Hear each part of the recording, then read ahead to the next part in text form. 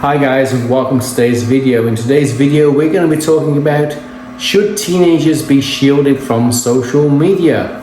Let's dive into it.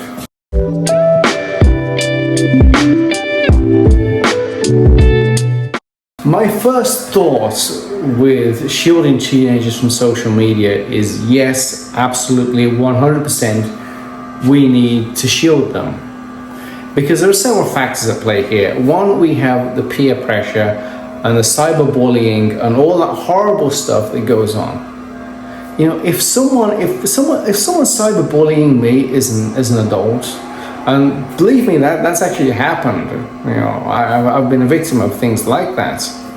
If that happens to me, I have thick skin. I realize that what is happening is someone is just sending data on a wire. It doesn't really affect me that much. I'm like, man, this person's an idiot, is what I'm thinking.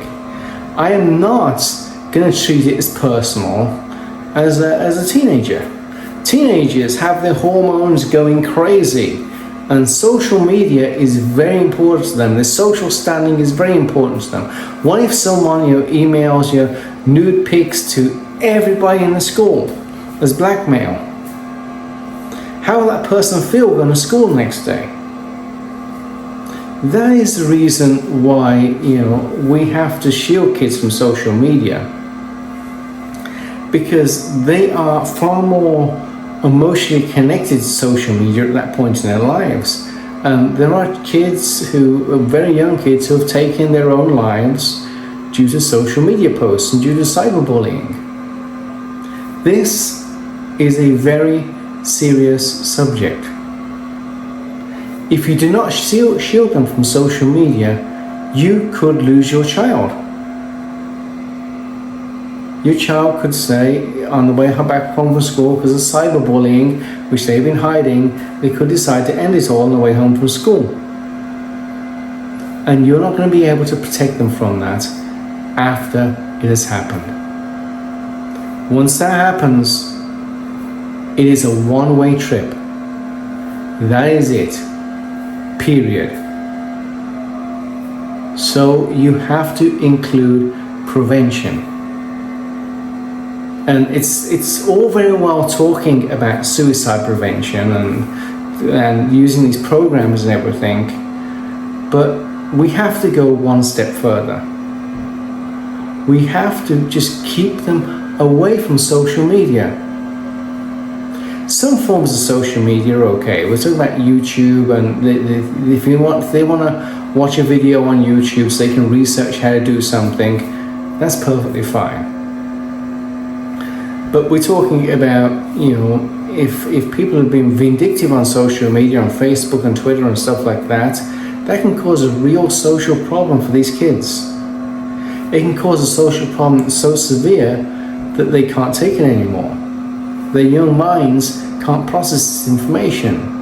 Us old guys, us older minds, we can process the information and we can say, man, this is stupid, put it to one side and ignore it. These kids can't. There is also filtering as well. Now, we all know that there is a lot of nonsense on social media. Just look up clickbait and various other tactics that are out there. Me working in cybersecurity, I know all this stuff, but look at this stuff.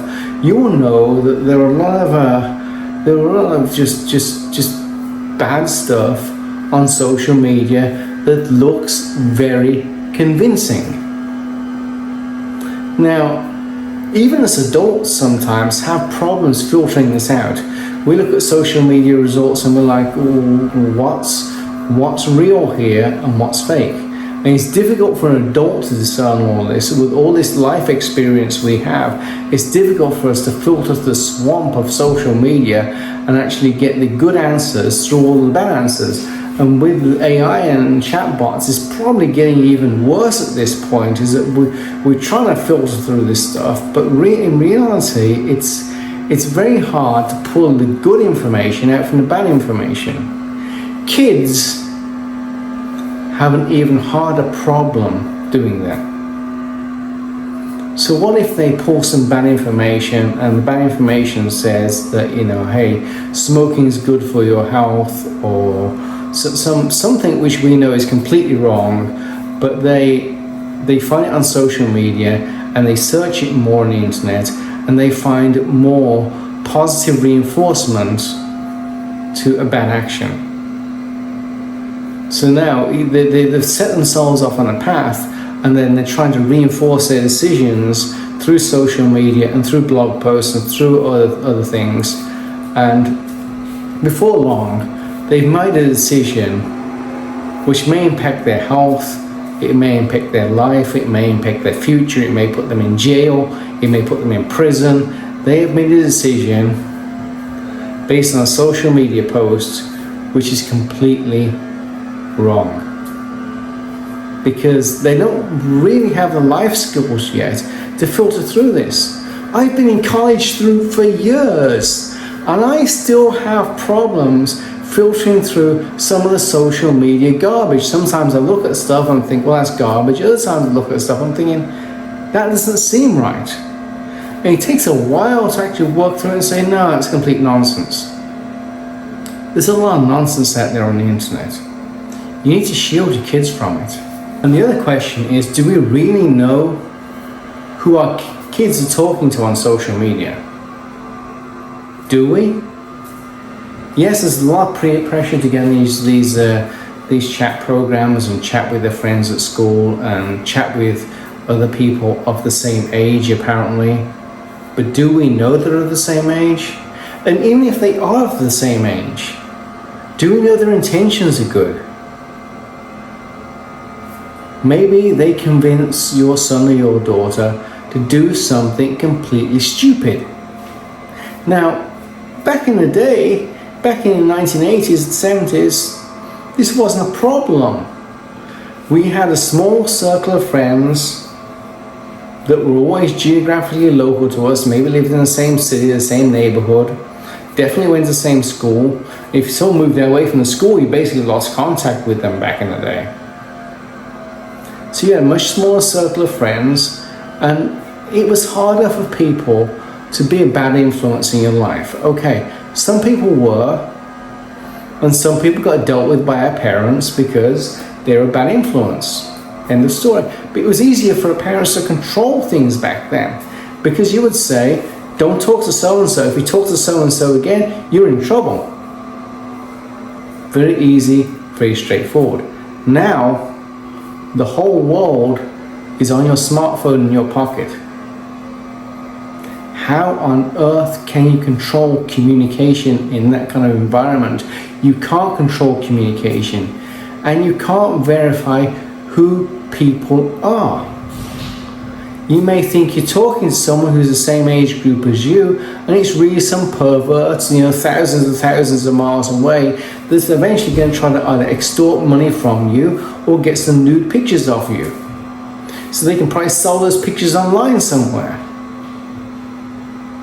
Yes, there's a lot of peer pressure to be on these chat platforms.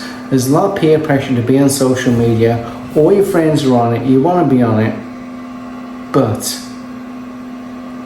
you have to be very careful, because everybody's on it.